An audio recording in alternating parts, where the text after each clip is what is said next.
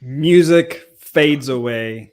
We are now live. Welcome to the Data and API show. I am super excited to have the one and only, the OG, Sean Grove joining us today. Sean, how you doing? I'm doing quite well. Thanks for having me. Yeah, thank you. Sean is what do you call that when you have like a batter in baseball that's like the one you can count on, or it's like always part of the rotation? Yeah, you're asking the right person, definitely. I'm huge into baseball, but I think a pinch hitter. Pinch hitter, there we go.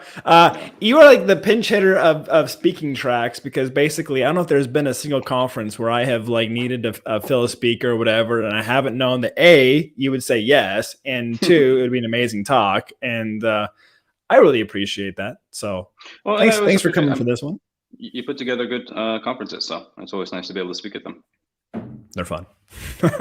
So, Sean, you're from OneGraph, which, like, why don't you give people kind of the breakdown of what OneGraph is doing, because it's like a ton of things that it does. So yeah, sure. The basic idea is pretty simple, and I think becoming much more common these days. But you have every app is touching tons of APIs these days, right?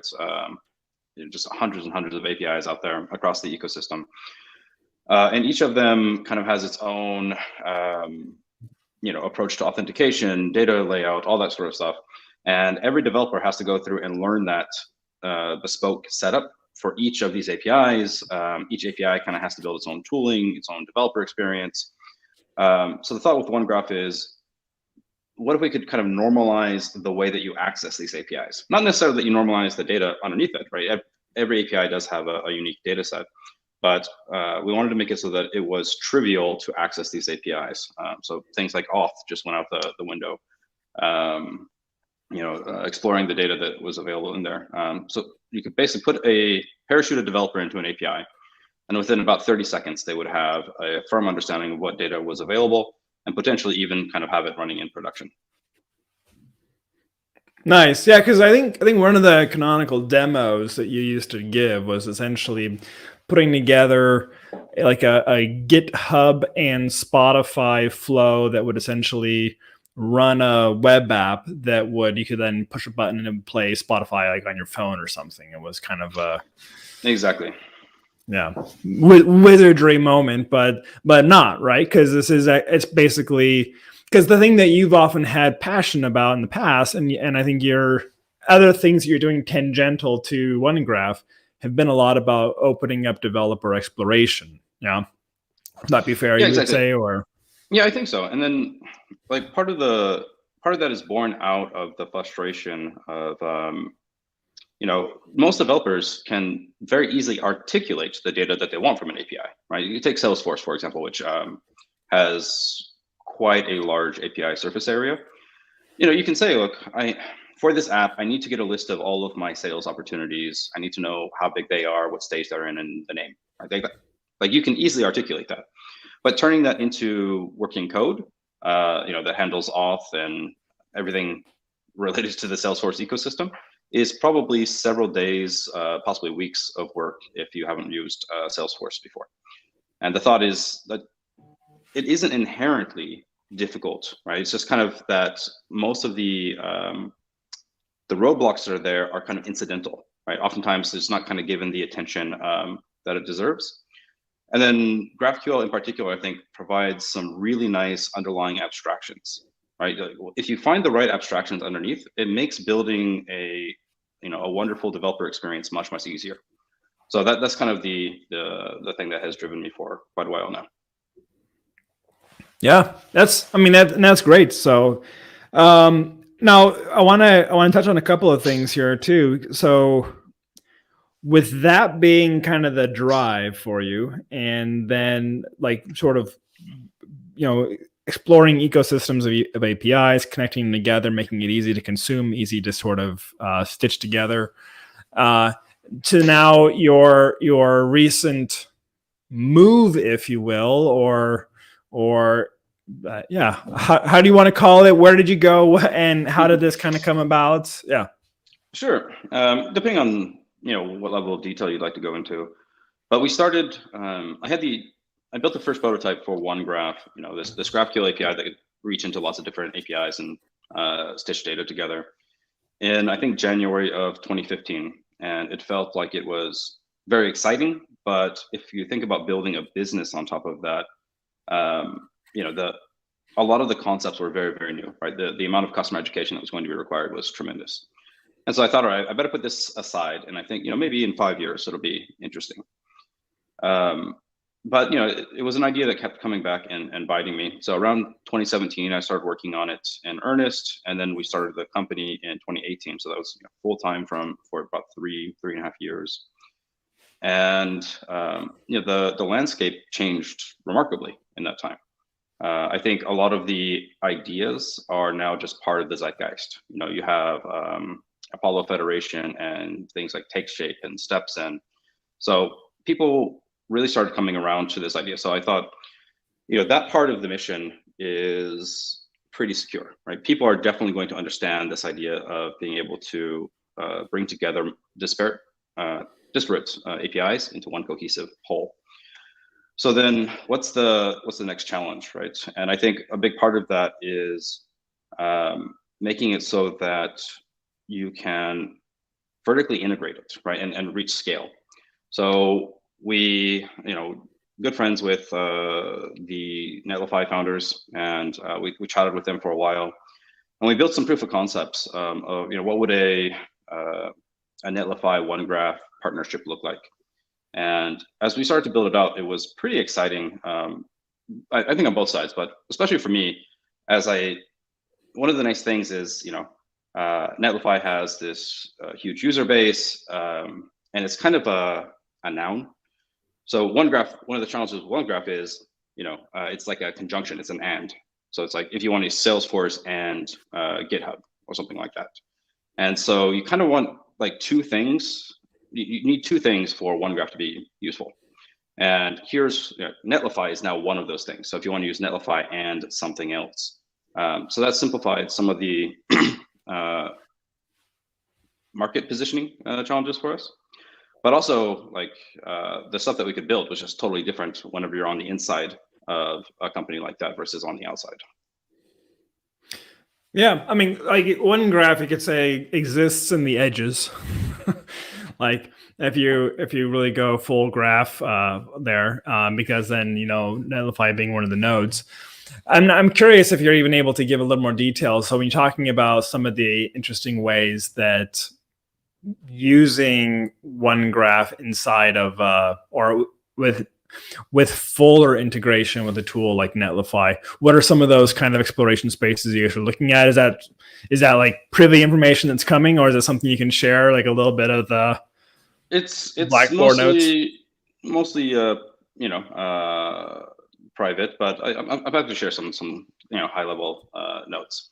So like I said, I mean, it just goes back to the original thesis, right? That anyone who's building on Netlify almost inevitably is going to be hitting some API, right? It's if you look at like all of the sites that are deployed, only a very small number are completely isolated from any sort of API.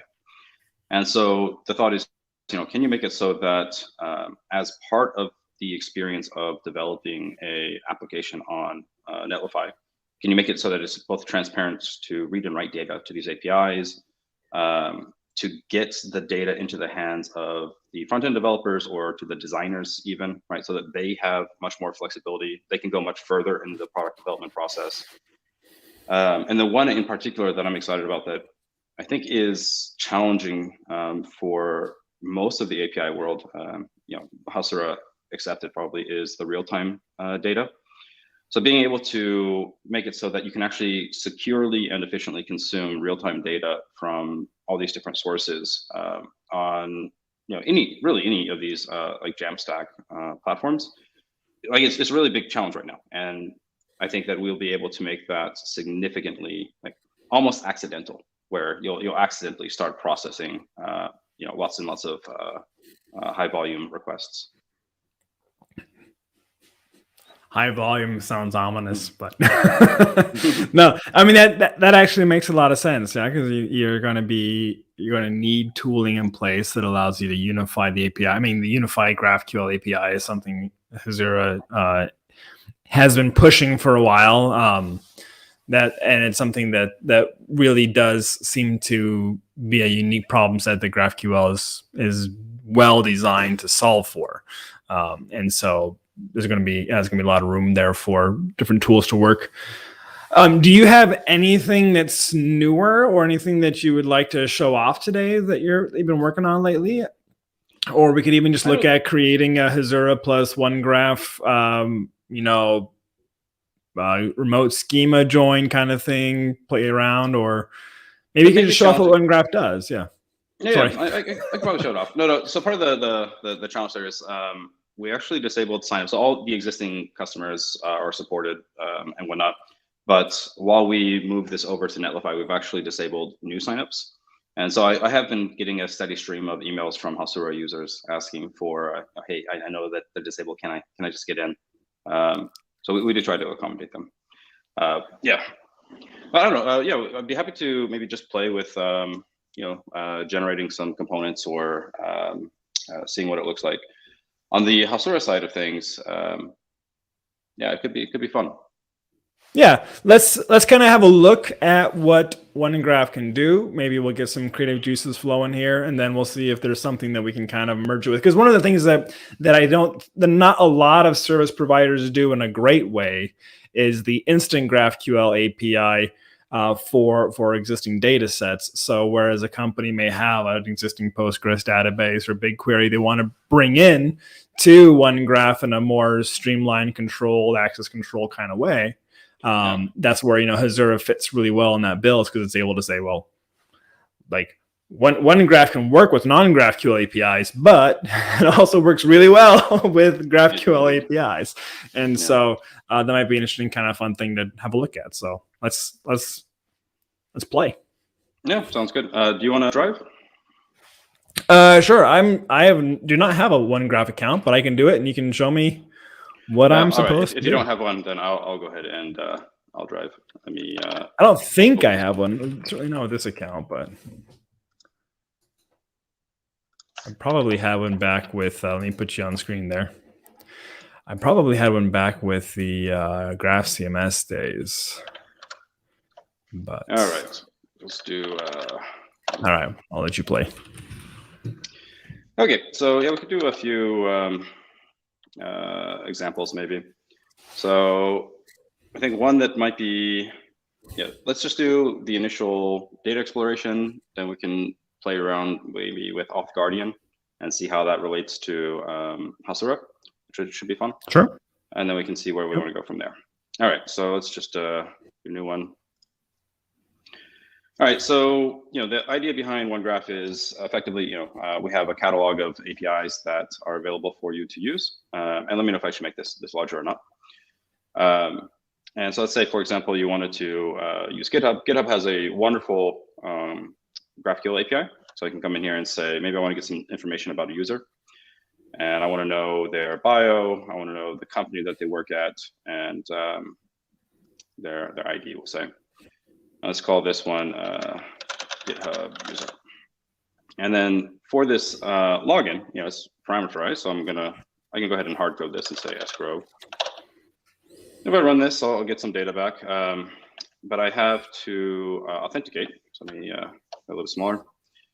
And the idea is, part of this is for a set of errors, we want to canonicalize them. So you can see here that whenever you're missing a authentication or an authorization, we actually normalize this such that you can always look at the results of any response and say, hey, the query that we just ran, or the mutation or whatnot, was there something that we tried to access that we didn't have access to? So in this case, you can see that there's an missing auth error here, and it's for GitHub. So that's actually how this button here popped up. So it just says, let's go ahead and prompt you to log in. And boom, there we go. So now I actually have some data coming in. Maybe I want to parameterize this. And what's your GitHub login? Motley Dev. Motley Dev. run that, Yeah. and there we go. So it's, the idea is just to make it very, very easy to explore the data and whatnot. And then, the next step is you actually want to use this presumably inside of some sort of application. And so maybe I want to come in here and say, well, let's generate a React Apollo application, and we'll just create a code sandbox here. And I'll open this in a new link. And this is going to load up. And while it's loading up, I'll just go over here. And you can see that actually it generates all of the boilerplate for handling forms, for the query, turning it into a visual component here. So you can see here that first, that it has a component for our GitHub user query. It has a form already, and no data came back because we're not authenticated inside of this application. But that's actually already handled inside of this. So if I go ahead and log in once again, now I'm logged in inside of this application, and I can go ahead and run this, and you can see that now I have a full React component that I can just kind of copy and paste inside of my application. So it makes it, the goal is to make it so that you actually have a clear path from what's actually available inside of this API, exploring it, playing with it, getting some data back, and then putting that directly into production. And this also handles things like, let's go back in. Let's do one of the bugbears of GraphQL, at least traditionally, is subscriptions. Let's do this. Let's say I want to subscribe to NPM. I want to get all of the, anytime a package is published, I want to know some information about it. Maybe it's ID, the README, the names, and we'll get the total downloads last month for it. And once again, this is just going to generate these two different components for us. So I'll go ahead and generate a new code sandbox here. And this will work with Fetch, Vue, Svelte. You can do it with curl if you'd like. A lot of people using curl for GraphQL these days. And then, so let's see, down here, we actually have the subscription component is still loading. But anyway, it just handles all of this for you so that you can kind of, the goal is to make it so that it's delightful to move from exploring an API to actually using it in production. So that's, I think, the whirlwind tour of just the basics. Happy to also talk a bit about Auth Guardian, which I think might be a fun segue here. So the idea with Auth Guardian is, whenever you are generating, whenever you're trying to secure an API or an application, again, as a human, you can kind of easily articulate the rules, right? So let's say, for example, you should only have access to this page if you're a member of my organization on GitHub, right? Like that's how I do access control. Or you should be logged into Salesforce, and your official verified Salesforce email should end in the domain for my company, something along those lines.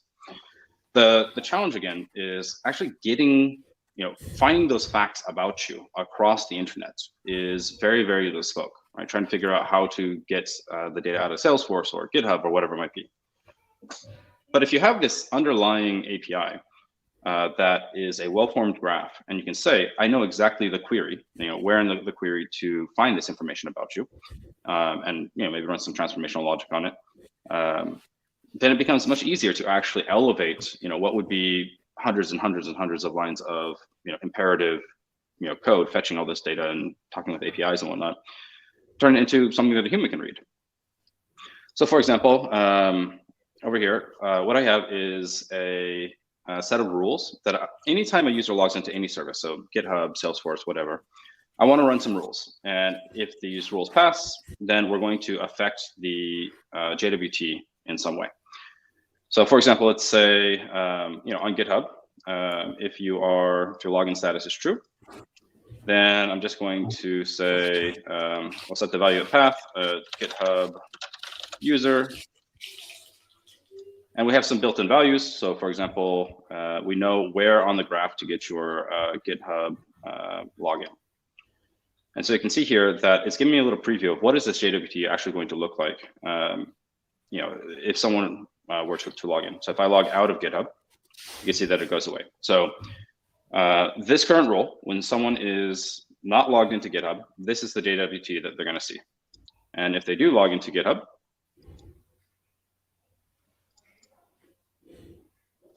then we'll see that this gets added here. And this is really nice. So for example, let's say I'm going to add another one. On GitHub, if you're a member of an organization called OneGraph,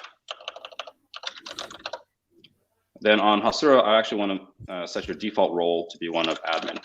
And you can see that here that it actually knows like precisely how to generate the claims so that this works automatically with Hasura.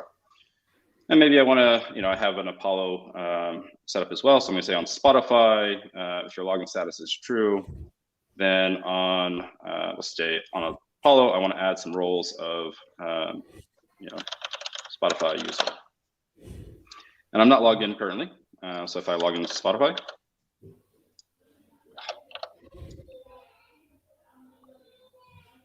and there we go. So it knows how to do this. Let's go ahead and actually also make it so that on Netlify, you can access the sales page. And I'll remove this condition. And then on Express.js, let's say you are an admin. So again, so the idea is that, these rules are really easy for me as a human being to come in and actually audit and say, does this make sense for our application or our API? And once I'm happy with this and I can preview it, I can say, all right, this token will work with Hasura, it'll work with Netlify, it'll work with Apollo, and I don't have to worry about, how does it actually get all this data? It just knows how to transform these rules into a job that's usable across all these services. Now, there might come the point where, you outgrow this, right? It's where it's cute, it's a great way to get started. It's really nice as a kind of bootstrapping mechanism, but eventually your logic gets very, very complicated. And we actually have an escape hatch here, which is we'll take these and we'll actually compile them into two things. The first is a GraphQL query. So you can see here that this knows exactly where to find all those bits of data that need to go into the JWT.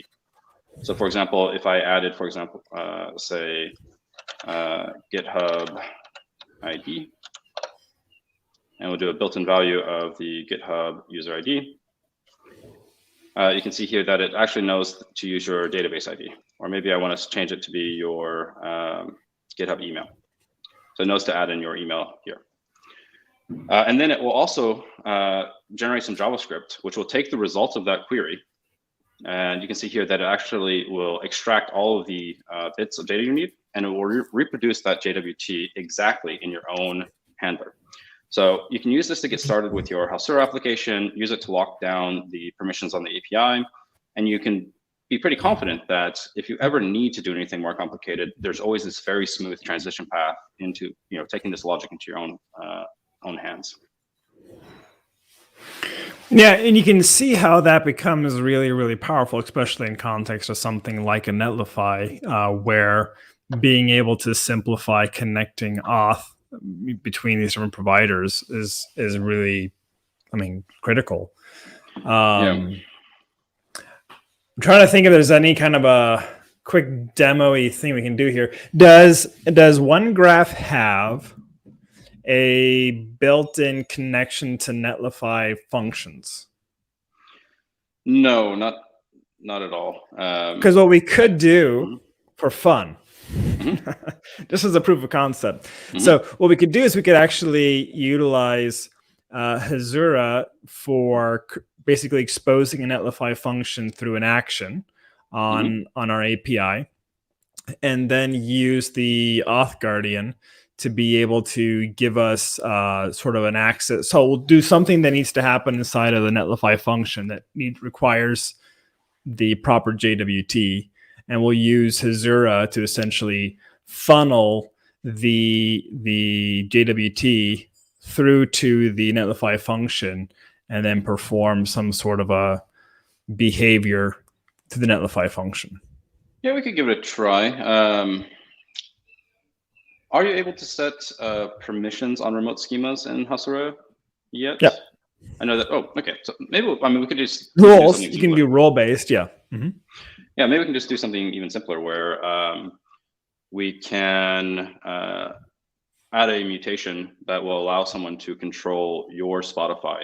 My Spotify. Your Spotify inside of the graph, but only if they have the appropriate permission or appropriate role inside of their JWT.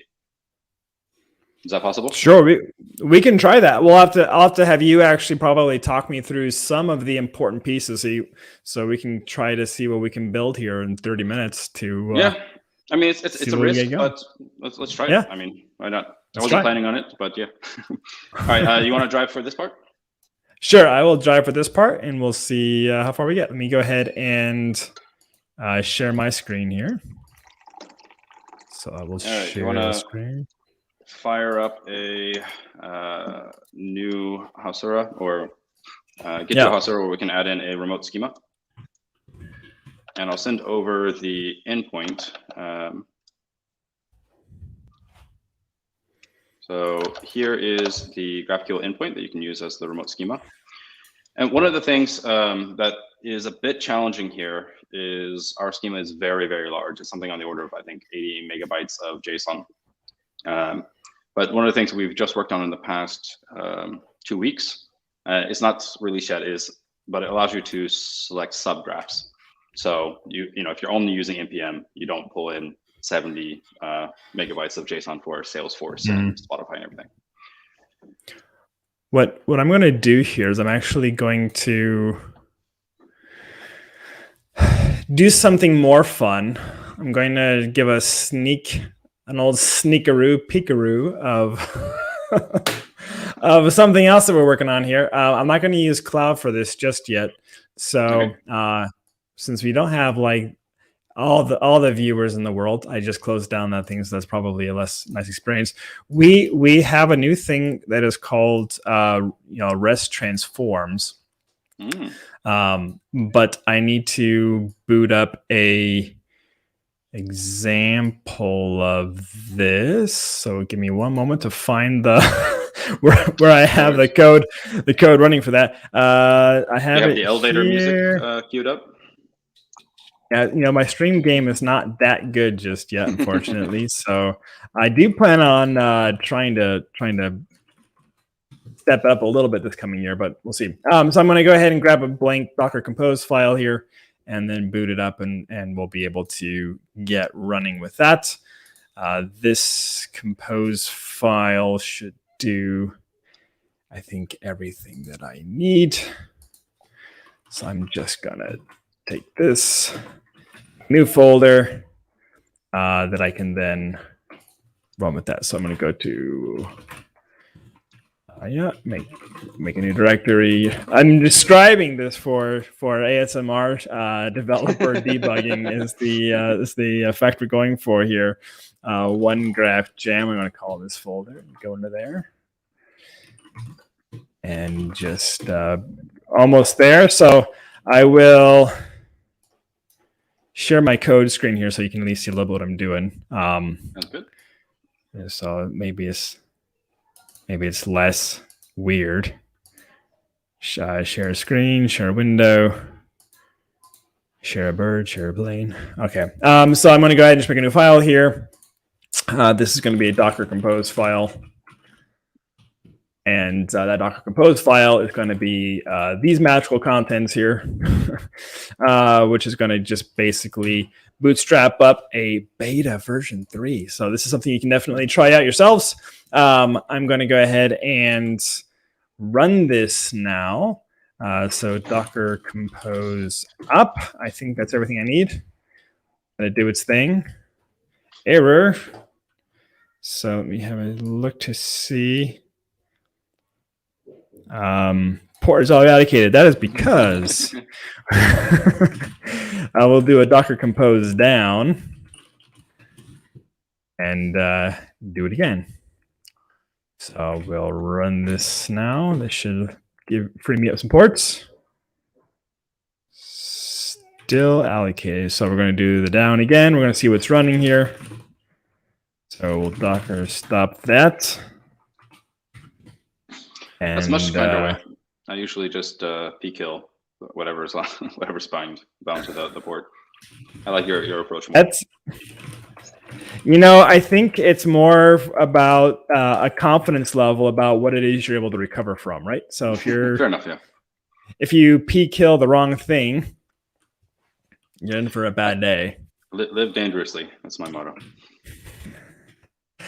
Says the startup founder. No investors were harmed in the making of this episode. All right.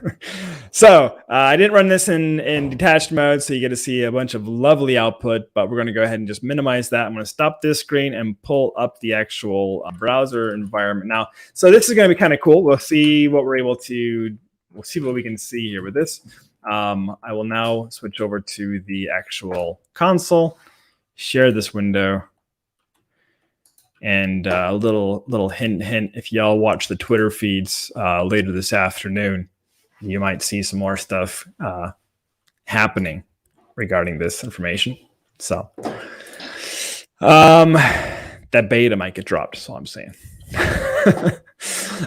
Cool. All right, so we have this running here. So we need to get a Netlify function running, or what do we need to do now? Let's add the remote schema first. So okay. I sent you a chat message with the URL you can use. This is a GraphQL endpoint. Mm-hmm. And I'm going to go to remote schemas here. And go ahead and forward the client headers as well. And any additional headers, or is that good? No, I think that should be good. I mean, it's been a while since I've done this, so we'll see. It'll be a learning experience on both sides. There was a small issue with this beta build on remote schema, so I'll see if that doesn't bite us in the tushy, but I think it'll be fine. OneGraph is also, I mean, if you are building a GraphQL tool, the OneGraph schema is great to test against because it is, I think, one of the largest publicly available. And okay. So you can see it took a while to download and parse everything for that. So I think we're good. Because for the audience, that's the introspection that is going out and looking for everything that's available. And in this case, it probably did a double check to be like, are you sure? Okay. Yeah. We're good there. Let me go ahead and kill my API Explorer here. Look at that. Crazy. It's smooth. Yeah, and actually, I would say, why don't you try querying npm if you just expand, and maybe get some information about a package inside of npm. Is it parameterized or? No, it's if you use the Explorer, I mean, it'll. I never use the Explorer. Well, all right, so we have package. Right, package, and let's do React or whatever. Okay. And let's go to downloads last month and count. Downloads last month and count. Yeah? Let's run this as a sanity check. Make sure that everything's working end to end. Oh, unexpected. I probably have variables in there. I think graphical should just ignore that, That's a little bit strict. Yeah. All right, cool. All right, so now we got access to. I wrote that Hasura. one. I wrote that one. I updated it 5 years ago. Well, it's 11,000 downloads per month. It's part of the test suite for Microsoft Fabric UI apparently, and I'm embarrassed because there's an error in the code. That's a good way to, it's like a calling card. You always leave an error somewhere. Right, typos. For me, it's typos. It's always like, oh, Jesse wrote this. There's a typo in there.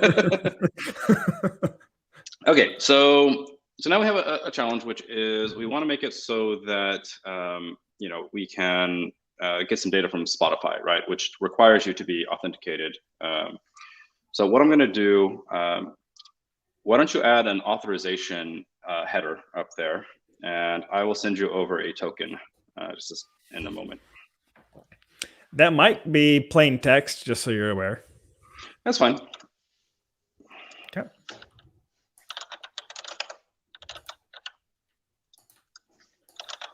It's only going to have access to Spotify. But that means they could control your Spotify now. Well, so the one nice thing is that. Is this a bearer token or what is this? That's a bearer token, yeah. So all of the tokens are scoped to an individual app. Okay, so let's go ahead and test this real quick. Let me give you a Spotify query. For those that are wondering, we have a private chat in the background here. That's what's happening. And let's look for query.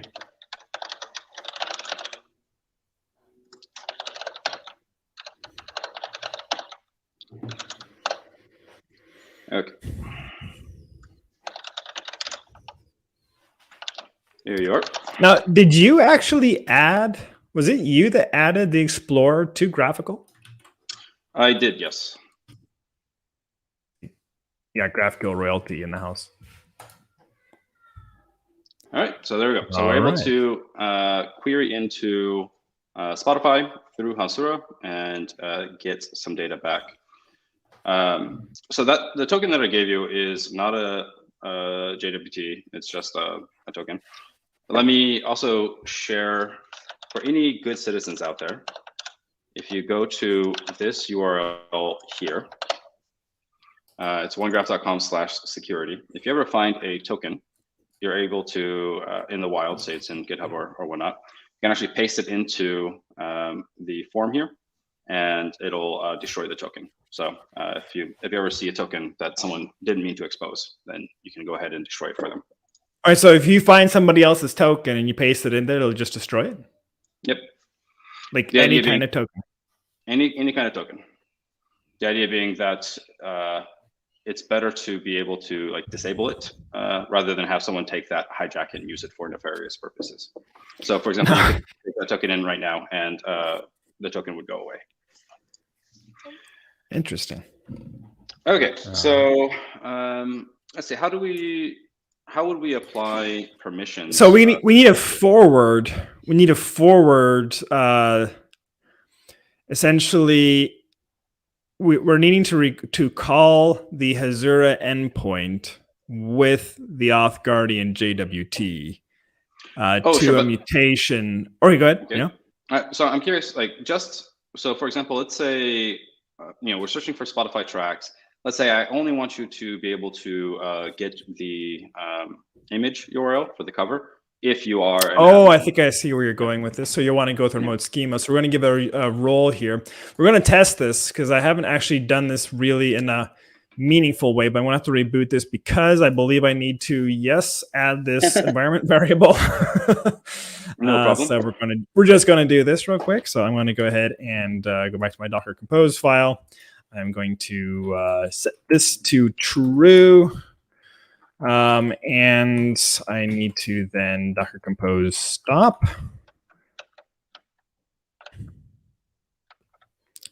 When it stops, takes a minute. And then I need to boot it up again. Also, for anybody else watching this, I am using an M1 Mac with Hasura Engine. What? Like, yeah, it works. It works now. And no like Rosetta or anything? Oops. I just lost my audio. Maybe not. No Rosetta. You still hear me? No, I can't hear you. Hang on one second. I think Siri hijacked my things. Or did you get hijacked? Because I hope not. I don't see any UI. Cam audio. This is funny. No, the audio looks like it's good here. Okay. It was, in fact, I invoked the. Can you hear me now or not yet? I can hear you. You can hear me, but I can't hear you. This is a little bit of a funny situation. My terminal tried going into audio text input mode.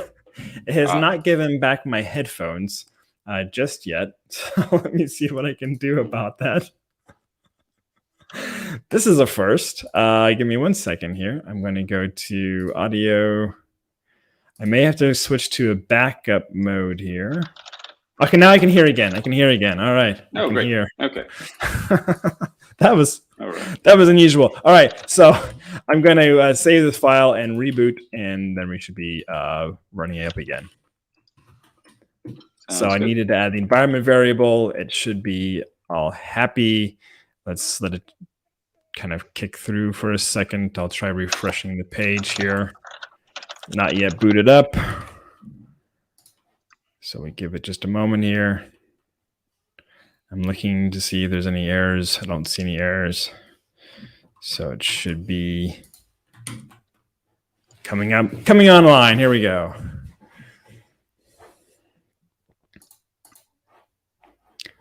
All right. So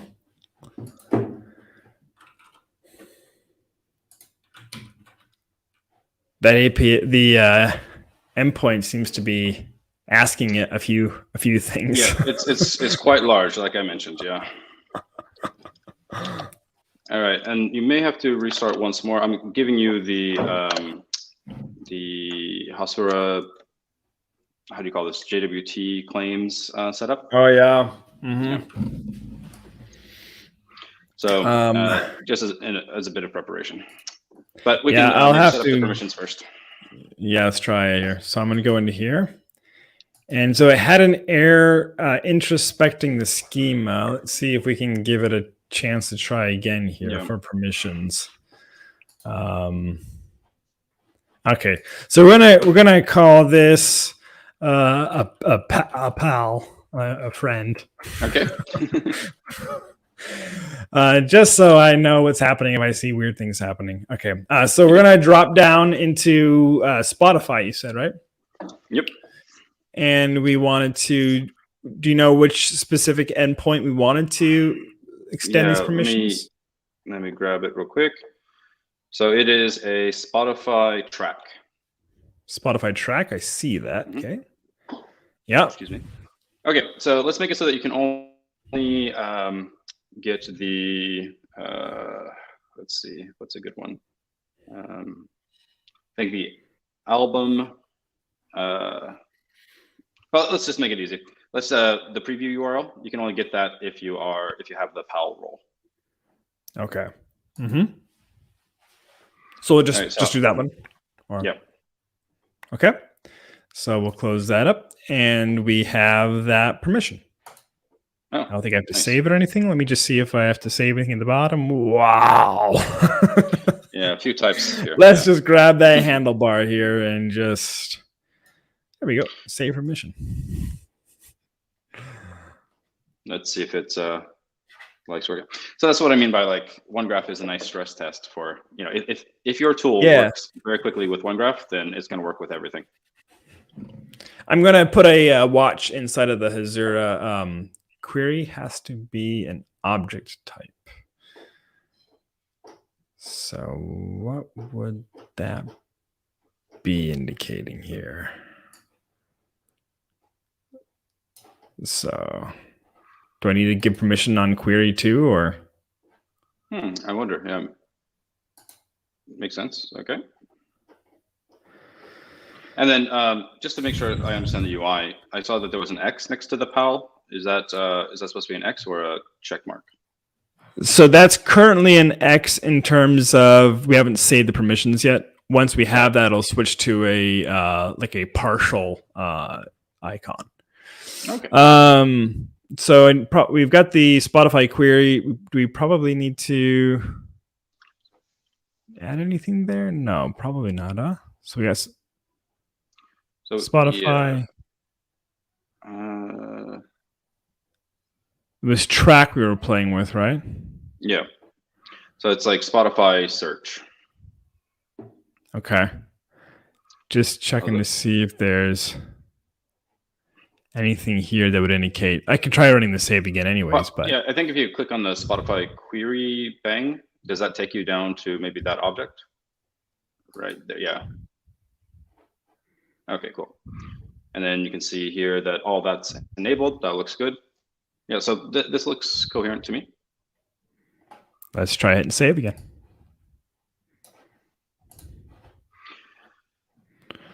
Validation for the given role-based schema failed for the following reasons. Field artist expects the following non-nullable arguments to be present.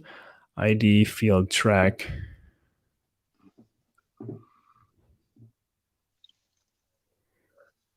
Well, I think so. This didn't exist in Hasura last time I played with it, and I was really looking forward to it. This is pretty cool.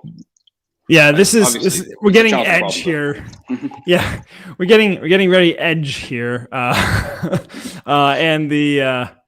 it's going to be. I'm trying to think the debugging. I'm thinking it has to do with there being an expected parameters for what's it expecting at the moment.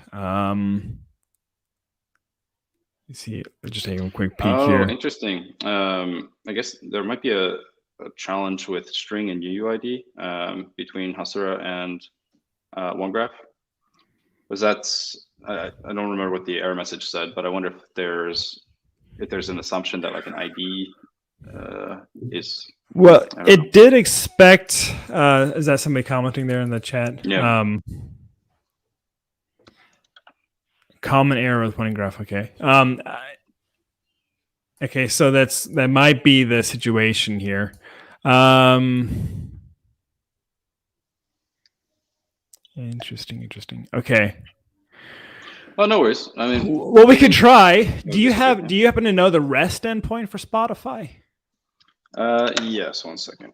Because what we can do is we can actually try a new feature of Hasura, but still using the Auth Guardian mechanism to authenticate. Mm-hmm. If we create an action here, and we can actually try to do a Spotify lookup. So let's see if we can look at the Spotify docs here. Sure. Track.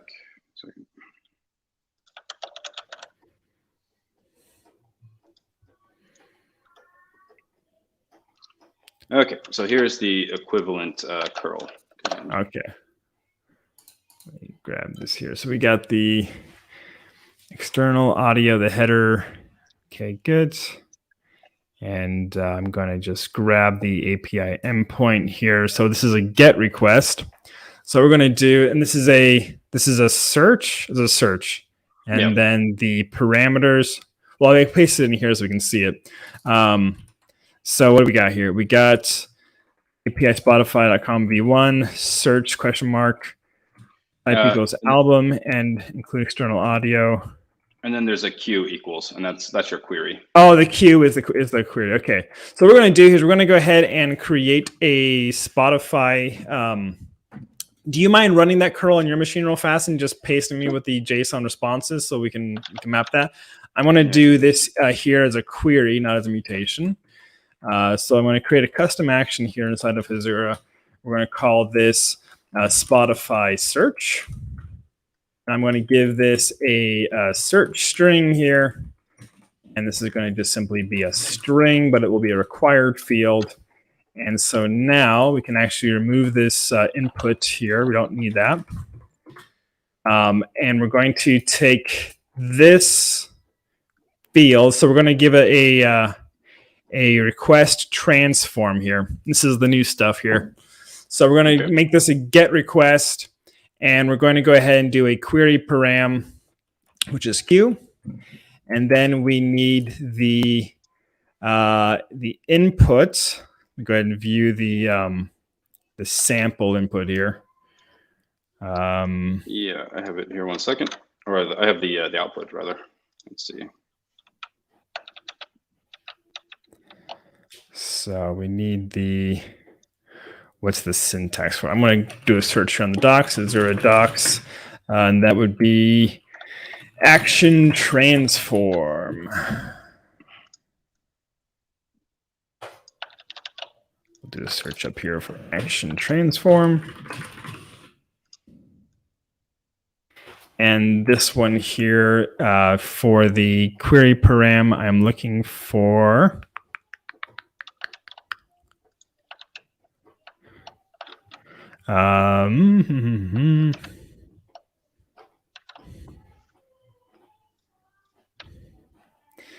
so that's it, body. That's the thing there. Okay. So body input. So this query parameter here is going to be body.input.search. And yeah, so we have an action here, Spotify search, the sample output. So we get is that a top level key called tracks? Yep. All right, so I'm going to go ahead and define a custom scalar here called JSONB. We are going to be refining this in the future, but what we're going to do is just go ahead and call this tracks, which responds with a JSONB output. We're going to call this Spotify output type.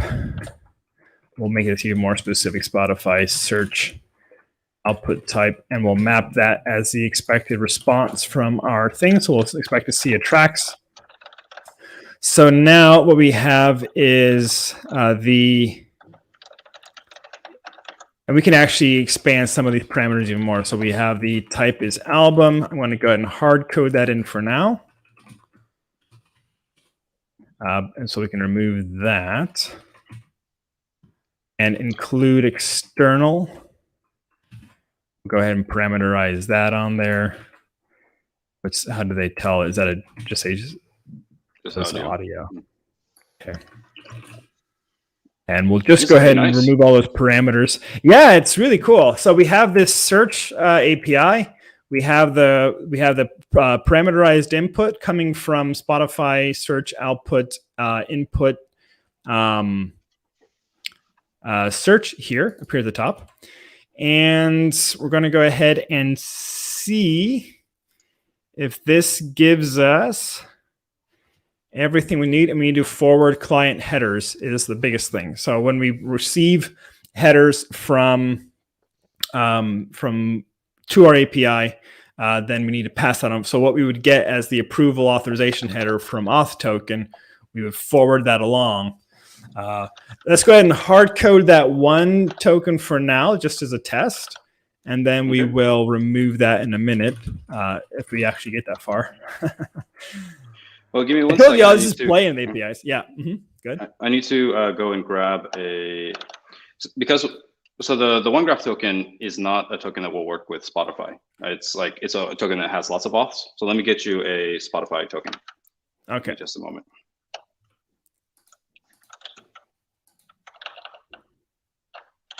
Now, would it be possible with the Auth Guardian to have a token or a JWT that includes the proper claims and things in that, and that I can just pass that on forward? Yeah.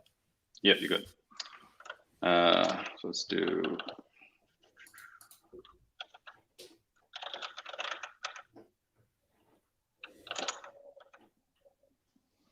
Actually, I have the query for it here. You got me on my toes here. 2, 5. Well, I'm testing a beta feature live in front of an audience. All right, and we got secrets. And you can tell me if this should not be exposed publicly or not. I could put this in an environment variable if you'd like it to be. Hold on. I'll destroy it afterward. All right. Okay. So we're going to have two upper level GraphQL developers who have managed to create a Spotify resolver in 1 hour. Yes. This doesn't get much more advanced than that. Hardcore. This is hardcore stuff here. This is a bearer token, correct? Yes. He who has the token has the power. All right, so we'll go ahead and create the action. I'm hoping this works. So we're gonna just go ahead and save this. Go ahead and create the action. We're gonna try it. So let's give it a shot here. So once this saves, I'm gonna switch back over to viewing the comments. We got a really active thing here. So when is this feature available? Us is asking. I believe that's how you pronounce your name. Theoretically, let me just check something real quick. Theoretically. In an hour or two. So it is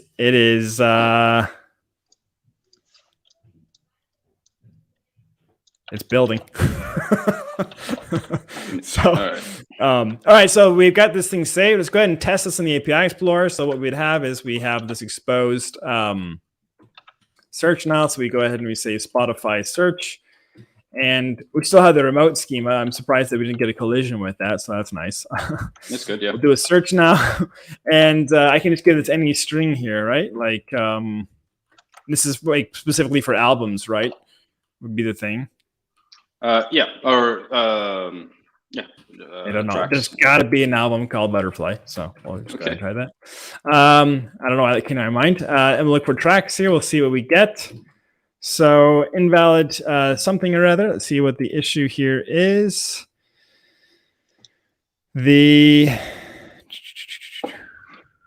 So I think we. So here's the query. I can see if the input is incorrect. Search include external. No, it took the query parameter just fine. So include external audio and Q equals butterfly and type equals album and the authorization header. So that looks correct for the request authorization. That's bit me more than once. It's missing a typo there. Bearer, okay, and it is a GET request, right? It is, yes. So, and I just ran it via curl, and that looks right. And what was the? Do we have the URL that hit here? Sorry, go ahead. Mm-hmm. Let's scroll down and see. Like, all right. So your client has issued a malformed or illegal request. That's all we know. Do we know the URL that it was hitting? So I see headers. So we can see the form. We can see the form here, the transformed request. So here's the query string. We can see the actual URL that got generated. So API Spotify.com v1 search ? Is the order important of the query params? Shouldn't be, right? This looks good to me. Do you want to try curling? So this is the curl request that works locally. Mm-hmm. So let me just run this as a sanity check. Yeah. Yep. Just gonna run that here. So it didn't work for me when I just pasted it and ran it. Let me go ahead and see what I sent. Curl request get URL.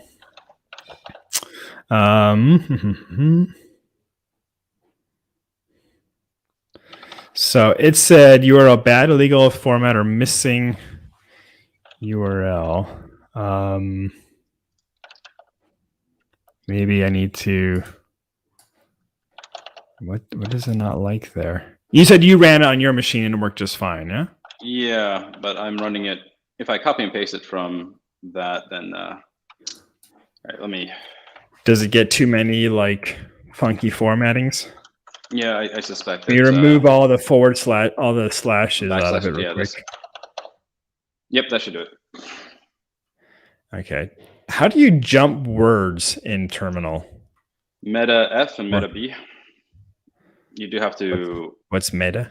Oh, option. Sorry, that's my Emacs kicking in. Sorry. So that worked. Good. Let me just see if maybe the response is something different than just tracks at the top. So we get. Well, the response we got from Spotify was an HTML page, though, right? I'm getting albums as the top response, which it would be complaining about if that doesn't match up. So let's see what happens if we modify that to be albums. It makes sense if the type is albums from what I would just have thought, but I see. Yeah, that makes sense. Let's just see what we get here. We'll go ahead and bring up this again now. It's the API.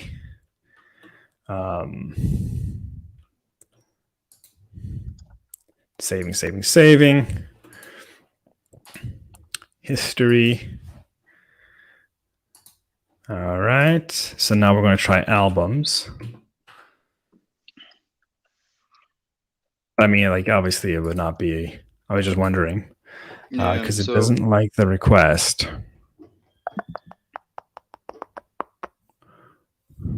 Yeah, It looks Q goes butterfly. well, there's a body though. Why? I don't think there should be a body in the transformed request. Where do you see that? So under transform request, I see a query string and then body. I suspect that there shouldn't be a body. So this probably underneath the where's body? I'm looking. Oh, here. Yeah, here. So this is the transformed request. That's, I think, just from the actual GraphQL transform thing. If we're sending a body with a GET request, I could imagine them not being happy about that. Let's see. Yeah, exactly. So I just tried it with a GET, and I added with curl, and I added a body, and I got the same thing. So we need to not be sending a body in this action.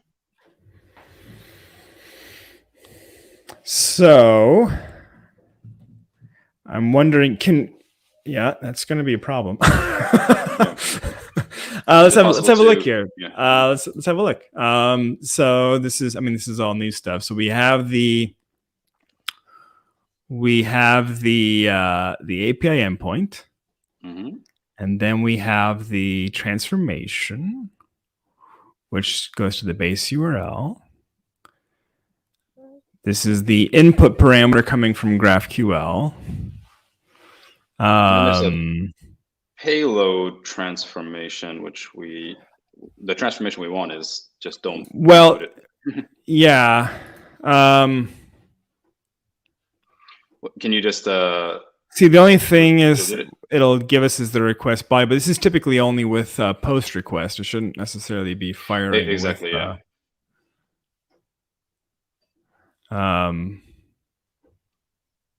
This is a pretty cool approach, though. I mean, obviously, beta, but I like this approach to like that error could probably be a bit more helpful to figure out. I mean, we're able to track it down, and then you can easily map, external APIs like specific endpoints to this, which is really nice. Mm-hmm. Yeah, and we actually have. I'm just going to give this last plug here. So we're over time, and I want to respect your time too. I'm going to just show. So if people are interested in kind of learning more, so along with the build that is building now and will be released here very shortly, and I want to have a look and see why this isn't working. Even your errors are instructive. We have this new page that we just launched today called the Hasura Data Hub. And this is where you can actually go in and find a lot of information about remote schemas, which we definitely have to get one graph in there now.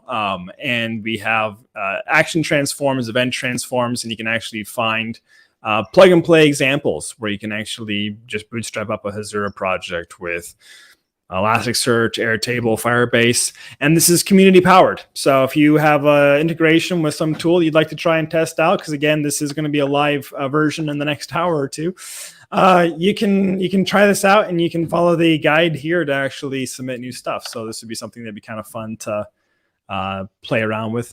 Well, you got to see two people nerding out about GraphQL and figuring out how to geek around the edges. Didn't work out today. Well, no, but I it's a nice insight into like where this is going, and you can see how Hasura will be able to adapt to more and more endpoints, which is in a way that's because LFI functions, Lambda functions, they're all right, but it's still a lot of effort to set them up and deploy them and everything. So it's really cool to just be able to say, hey, look, here's the endpoints, here's the transform, just do the work for me, and it's all self-contained inside of Hasura. Well, with netlify functions too, it's getting back to the mission of the data layer concept is that less glue code and more actual domain code, right? So things like Auth Guardian allow you to say, I'm not actually wanting to deal with refresh tokens and whatever else. Just give me the permissions I need because I'm authorized.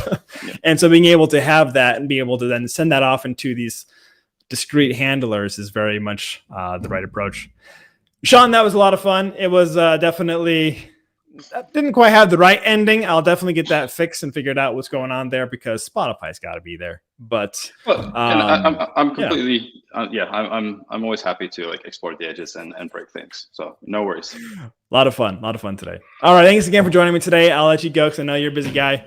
But Everybody go follow sgrove on Twitter if you don't already. I am sure more of you follow him than you follow me. You can see my Twitter handle there in the screen. Please follow me. That's my only metric, my only personal metric I track. But all your sense of sense or self-worth comes from that. All of it. Yeah. So no, that's great. Anyways, have a great rest of your day, and we will see you around the community. So have a good one, Thanks and we'll again. see you next Cheers. Tuesday. Bye.